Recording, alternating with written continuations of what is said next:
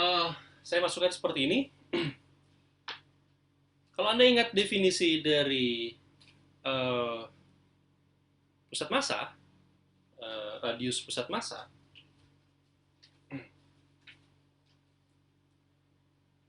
atau vektor posisi pusat massa, maka definisinya adalah sumasi MI RI per sumasi MI, ya kan?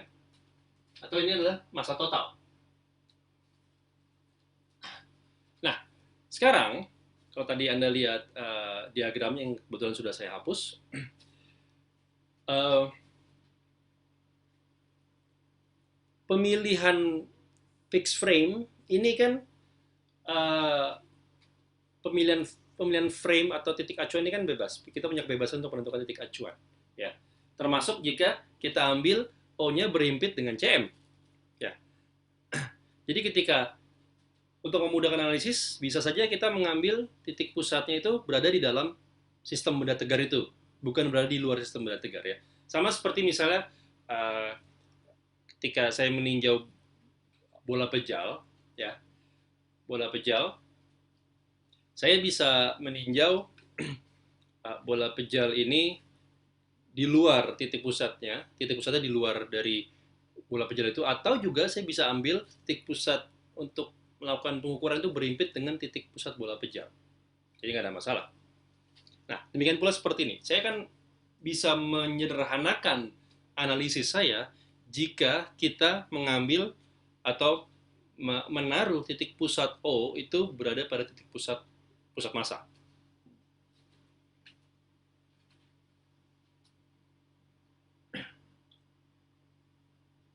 Oke,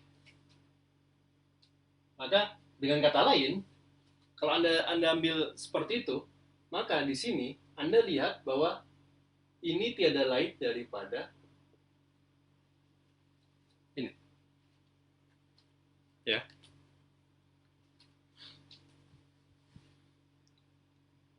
M dikali titik jarak pusat massa, ya kan? Karena sekarang RI dan RI aksen ini identik.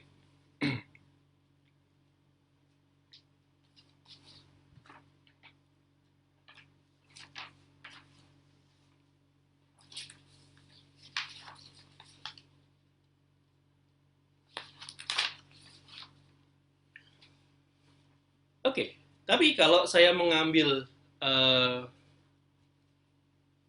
titik tersebut sebagai titik O sebagai titik pusat massa, maka V-nya 0, V besarnya. Karena ya berarti tidak ada kecepatan dia terhadap dirinya sendiri, ya kan? Karena berhimpit titiknya, sehingga kecepatan CM terhadap O 0, ya. Maka pada kasus tersebut, penyerahan tersebut cukup 3-0. Kata lain saya bisa set ini 0.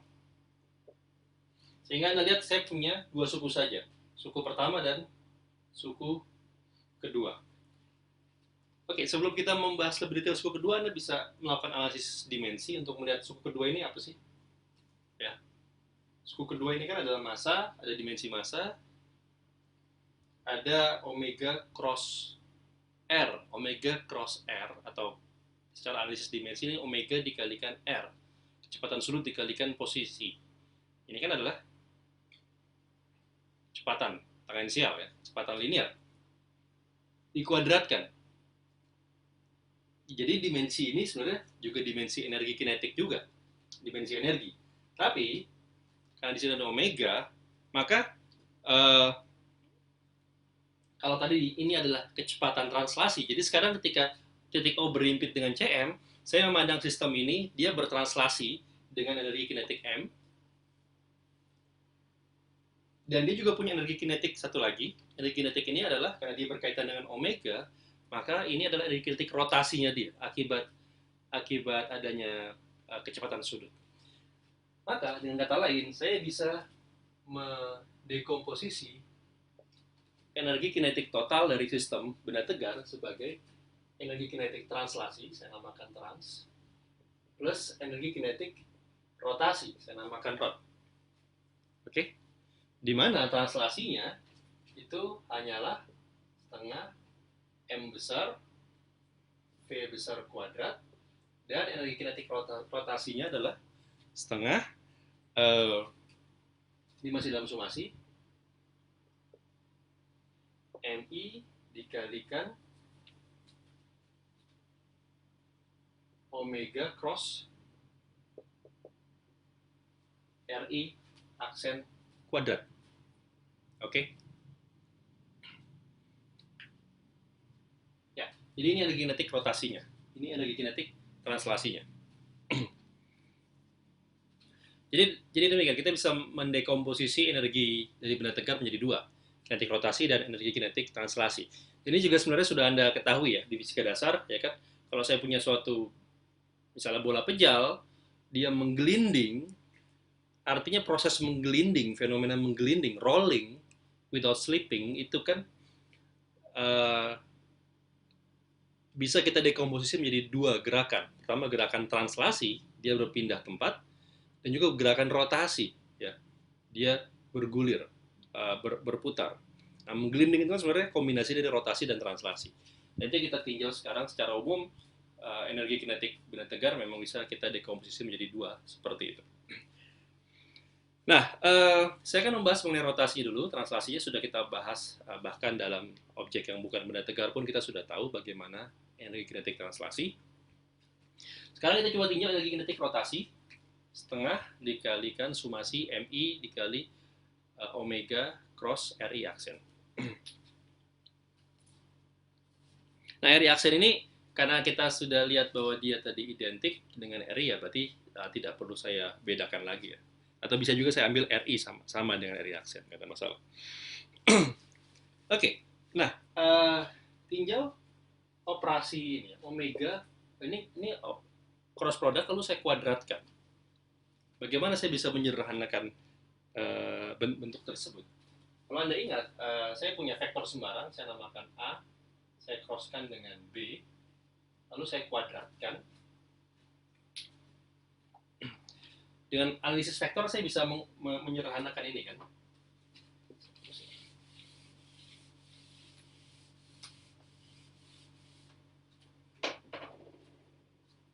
Ya, saya bisa menyederhanakan bentuk ini.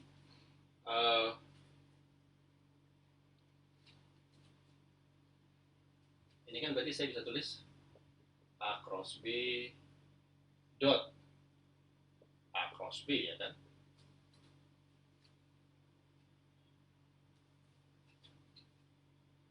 Nah, sekarang kalau saya punya sistem, misalnya A cross B, atau gini, A cross B itu sendiri, itu kalau Anda ingat, saya bisa uraikan dalam bentuk notasi Levi-Civita. Simbol Levi-Civita menjadi sumasi epsilon IJK AI BJ EK, gitu kan?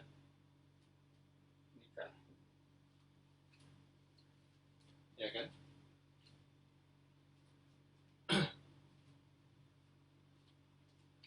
Maka kalau saya punya A cross B dot dengan dirinya sendiri, berarti saya punya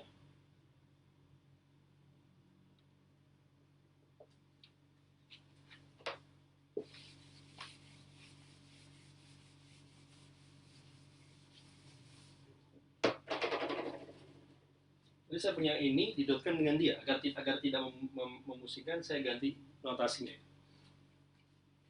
Jadi saya punya K epsilon IJK AI BJ EK dot L epsilon, saya ambil misalnya LMN ya, AL BM EN, jadi sumasi terhadap N. Oke, saya paham ya.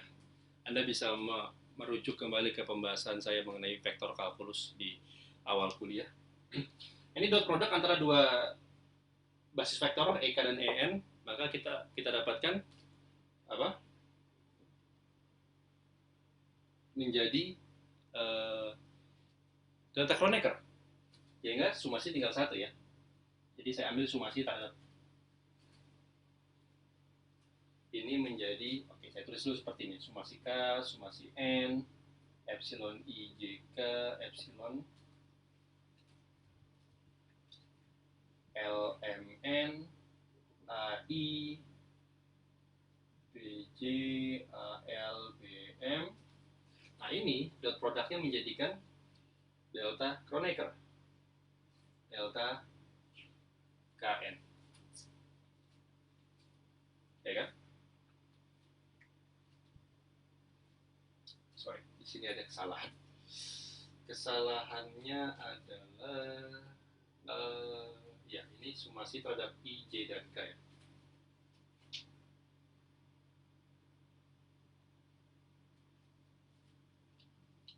Oke. Sumasi seperti ini aja.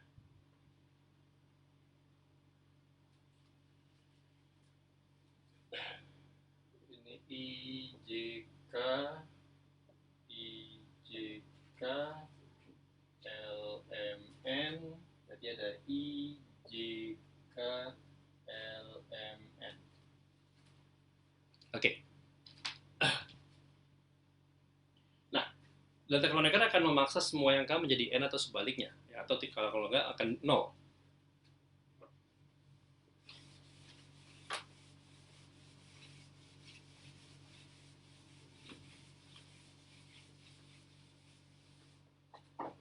Maka dengan kata lain,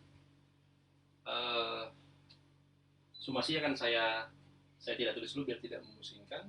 Ini menjadi, saya ambil N menjadi K, epsilon I J K, epsilon L M K, A I B J, A L B M. Oke. Nah ini Anda ingat, ini bisa kita sederhanakan. Jadi KLM, maka ini bisa saya tulis menjadi delta. Ini kan delta KIJ, delta KLM menjadi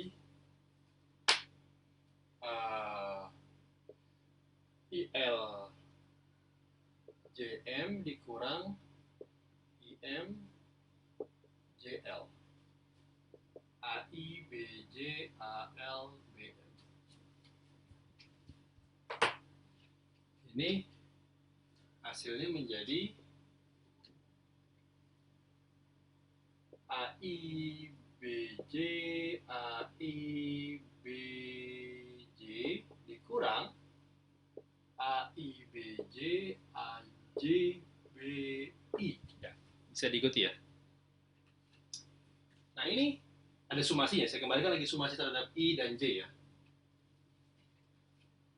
Ya, maka dengan kata lain Anda bisa lihat bahwa saya punya AI AI BJ BJ dikurang AI BI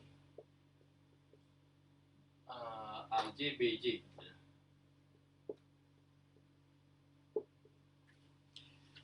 Oke, ini adalah, ini apa ini? Ini kan sebenarnya adalah A dot A, B dot B, ya kan? Jadi dengan kata lain, kalau kembali ke sini, tadi kan awalnya adalah A cross B dikuadratkan. Jadi saya punya di sini A kuadrat dikali B kuadrat dikurang A dot B kuadrat, ya kan? Jadi A cross B kuadrat itu adalah A kuadrat B kuadrat dikurang A dot B dikuadratkan. Nah ini saya terapkan ke kasus rotasi kita. Maka dengan kata lain, dengan demikian,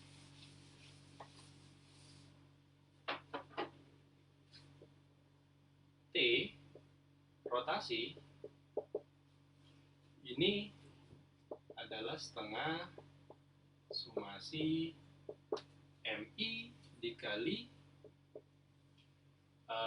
A di sini adalah omega, B adalah RI. Berarti saya punya omega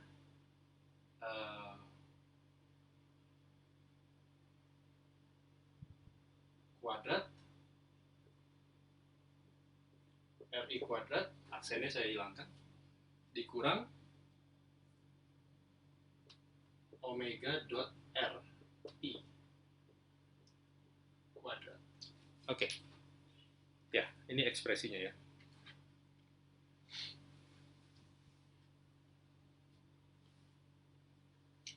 Nah, maka ini menjadi setengah, saya pecah 2,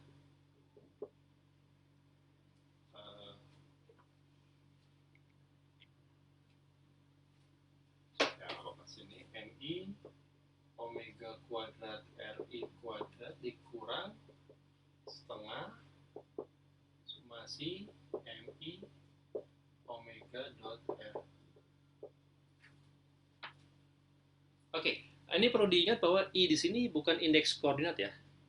I di sini adalah indeks partikel, nomor partikel keberapa. Ya, jadi bukan berarti I di sini adalah skalar dari vektor posisi arah ke I, bukan ya. I di sini bukan arah ke 1, ke 2 atau 3 atau ke X, Y, Z, tapi I di sini adalah melabel vektor posisi dari partikel ke berapa. Berarti kalau I 10 berarti I-nya sama dengan 10, berarti ini adalah vektor posisi dari partikel ke 10. Ya, jangan dipusingkan.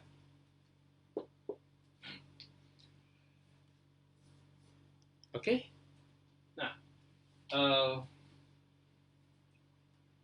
inilah energi kinetik rotasinya. Nah, kita akan menguraikan lebih jauh lagi sistem ini. Tadi saya katakan bahwa kita jangan dipusingkan karena sekarang ada 2 jenis indeks di sini. Yang pertama adalah indeks partikel, yang I ini. Yang kedua adalah indeks koordinat. Maksudnya indeks koordinat, Anda ingat bahwa setiap sistem, misalnya vektor A, vektor sembarang, ini kan bisa selalu saya uraikan dalam koordinat, dalam basis vektornya.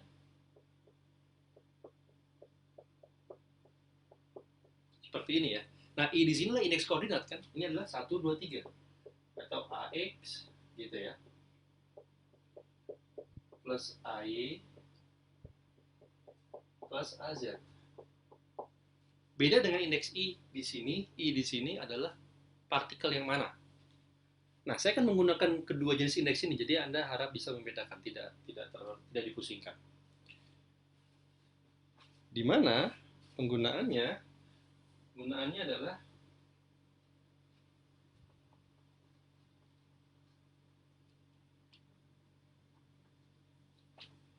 di sini omega, vektor omega ini kan bisa saya uraikan atau omega kuadrat ya. Omega kuadrat ini kan sebenarnya adalah omega dot omega, ya kan? Nah, omega dot omega itu kan masing-masing adalah vektor, masing-masing bisa saya uraikan dalam bentuk basis vektornya. Nah, untuk membedakan antara indeks yang saya gunakan untuk melabel basis vektor dan indeks yang saya gunakan untuk melabel partikel, maka untuk partikel saya gunakan IJK dan seterusnya. Jadi indeks Latin ya.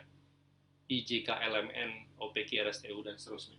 Sedangkan untuk melabel basis koordinat saya akan menggunakan indeks Yunani ya, alfa, beta, gamma dan seterusnya. Jadi maksudnya seperti apa? Seperti ini.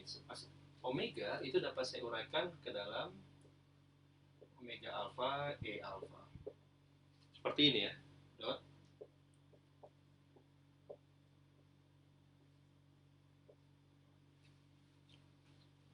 Ya, paham ya?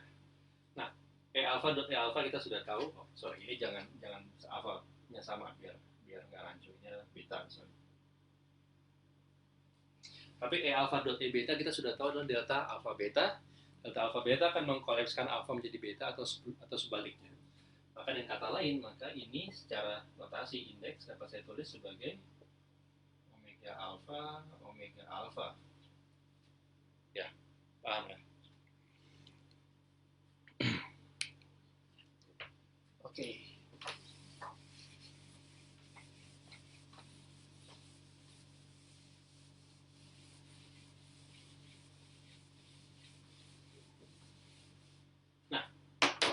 Sama juga dengan RI.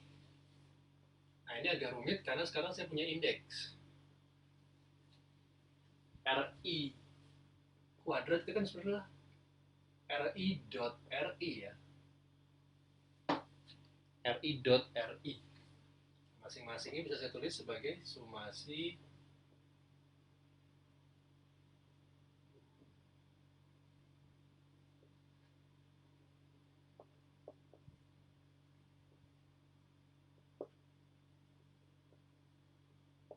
Oke, ini yang saya maksud tadi.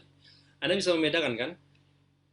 Ada dua indeks tapi tidak berarti bahwa ini adalah tensor, enggak. Ini tetap vektor karena indeks kedua bukan indeks koordinat atau bukan indeks basis vektor. Ini indeks kedua, indeks I. Ini adalah indeks yang melabel posisi partikel. Jadi R alpha I ini menyatakan komponen R arah alpha untuk partikel ke I. Ya, sama. R beta I juga sama. Jadi harap dibedakan. Ini bukan tensor tapi ini memang dua indeks yang berbeda, satu indeks koordinat, satu lagi indeks partikel. Nah, ini juga sama, bisa saya tulis sebagai sumasi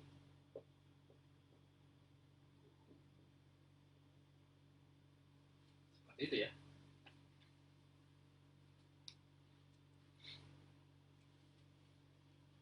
Nah, maka omega dot RI ini adalah omega alpha R alpha I. Seperti itu kan? Atau kalau saya kuadratkan, berarti kan saya kalikan dia dengan dirinya lagi gitu ya. Kayak ini saya kalikan dengan indeks yang berbeda aja biar nggak rancu. Adalah R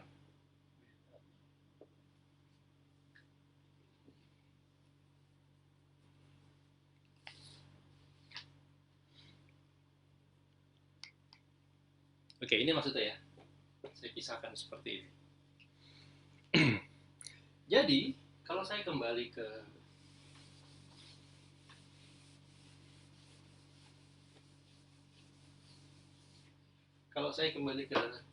energi kinetik rotasi, rotasi,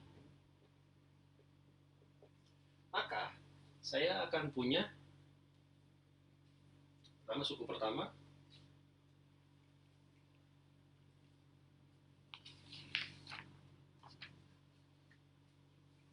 suku pertama saya tulis pelan-pelan, ini adalah suku pertama ini ya.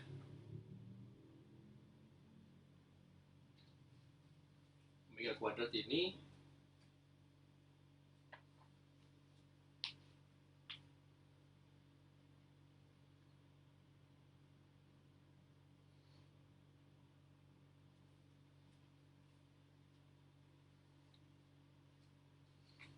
saya akan tulis seperti ini. Suku pertamanya adalah setengah,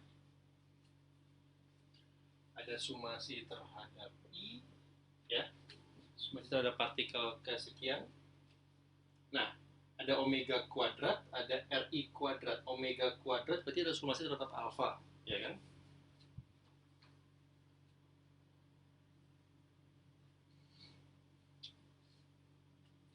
Nah, di sini ada sumasi terhadap alfa.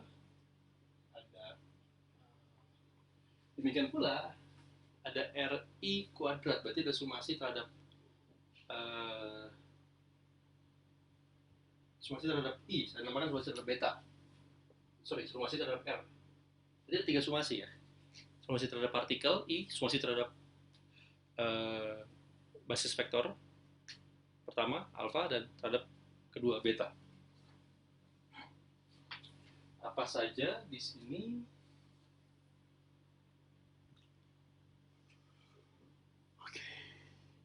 Ini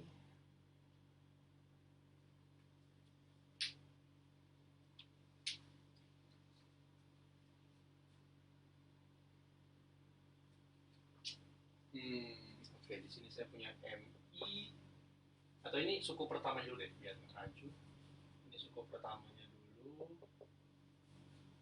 MI ada omega alpha, omega omega alfa, ada R. R-nya ini ya. Berarti ada R beta I, R beta I. Itu ya.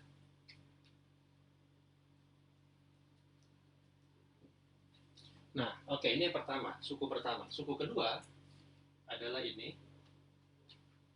Suku kedua. Berarti saya punya setengah masih terhadap I juga. Ada, saya kasih jarak di bawah ya.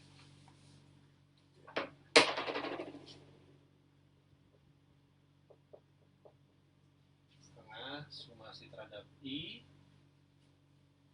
Sama ya, di sini ada sumasi terhadap ini dan ini. Tidak 3 sumasi juga ya.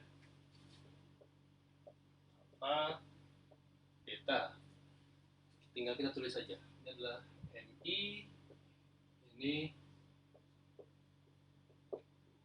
Itu ya. Saya buka aja kurung ya, karena sudah sumasi sudah berjalan ya. Oke.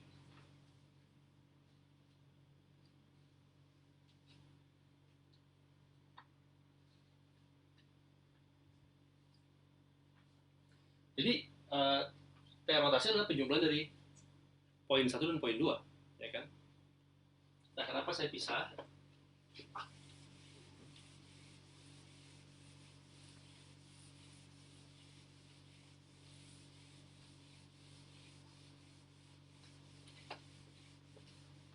Karena sekarang kalau Anda lihat di poin 2 saya punya omega A dan omega beta, omega alpha dan omega beta. Sorry, omega alpha, omega beta. Di poin pertama saya cuma punya omega alpha dua-duanya. Nah, saya bisa membuat ini. Saya bisa membuat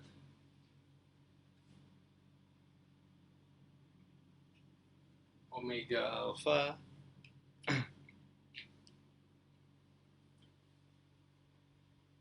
saya bisa memilih salah satu. Misalnya saya ambil omega alpha yang ini, saya bisa tulis dia.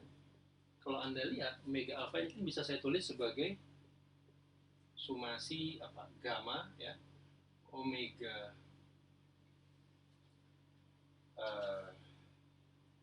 Oke, sorry, sebelumnya biar nggak rancu Anda lihat gini.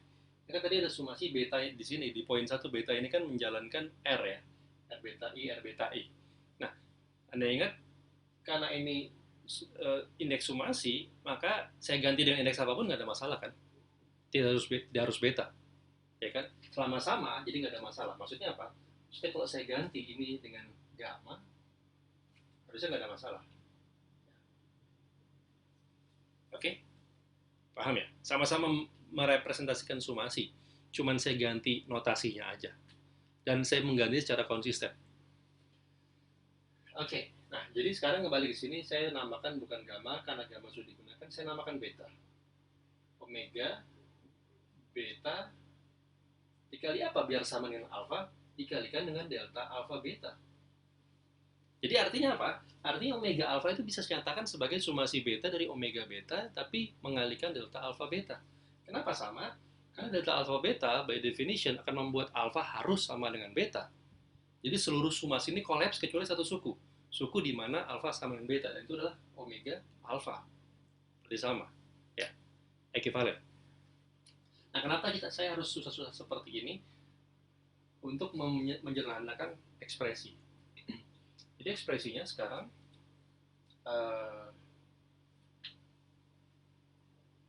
rotasi gitu ya. Suku pertama saya akan tulis seperti ini, setengah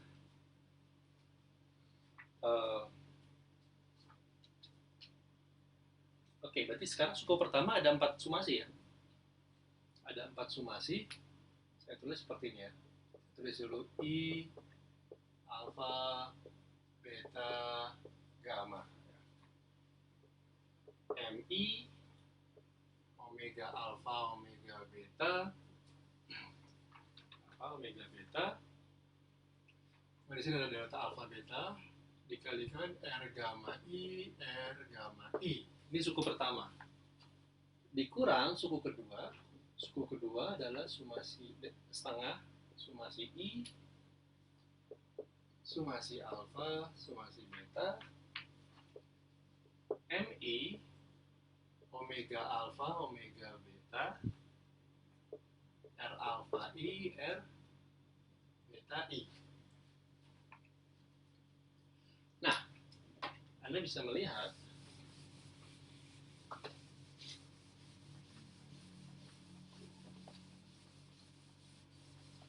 bahwa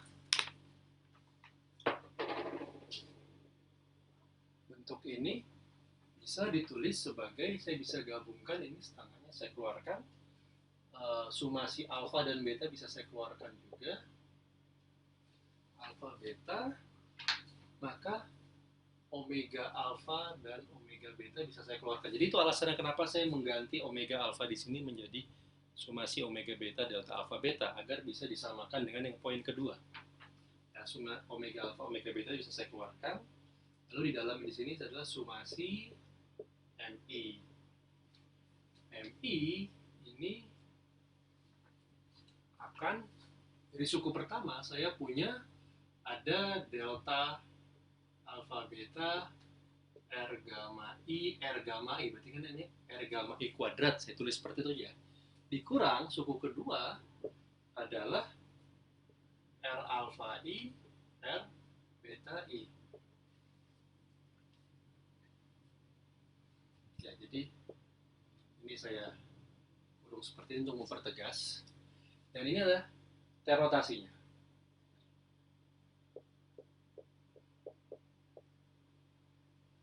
Ini adalah rotasinya. Jadi rotasi dapat saya contohkan seperti ini. Nah, coba lihat. Oke, ini ekspresi mungkin agak berantakan, tapi kalau kita lihat secara dimensi, analisis dimensi, energi kinetik, ya. Ruasannya apa? Ada omega kuadrat. Ini kan kecepatan sudut kuadrat. Ingat, dimensi energi itu sama dengan kecepatan kuadrat dikalikan massa, atau kalau kecepatan sudut, kalau yang kuadrat adalah kecepatan sudut dikalikan dengan massa dikalikan radius kuadrat atau jarak kuadrat, ya kan? Jadi seluruh yang saya kurung sikukan ini semuanya ini adalah suatu objek, suatu besaran yang dimensinya adalah massa dikalikan jarak kuadrat, ya kan? Nah, ini jelas ya, massa jarak kuadrat, ya kan? Ini jarak, ini kuadrat, ini kuadrat.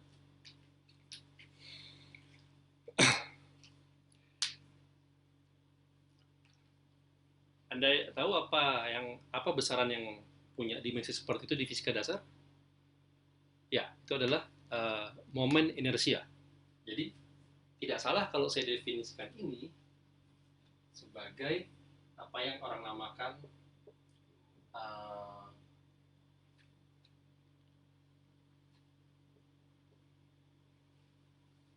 mungkin kurang terlihat pakai merah. Saya namakan ini sebagai I alfa beta. Apa itu I alfa beta? I alfa beta ini adalah yang dinamakan sebagai tensor inersia. Kenapa tensor? Karena sekarang Anda lihat bahwa indeksnya 2 dan dia berperilaku sebagai tensor. Ingat, omega adalah vektor, maka indeksnya 1 omega alfa. Tapi kita punya 2 omega di sini, omega alfa dan omega beta.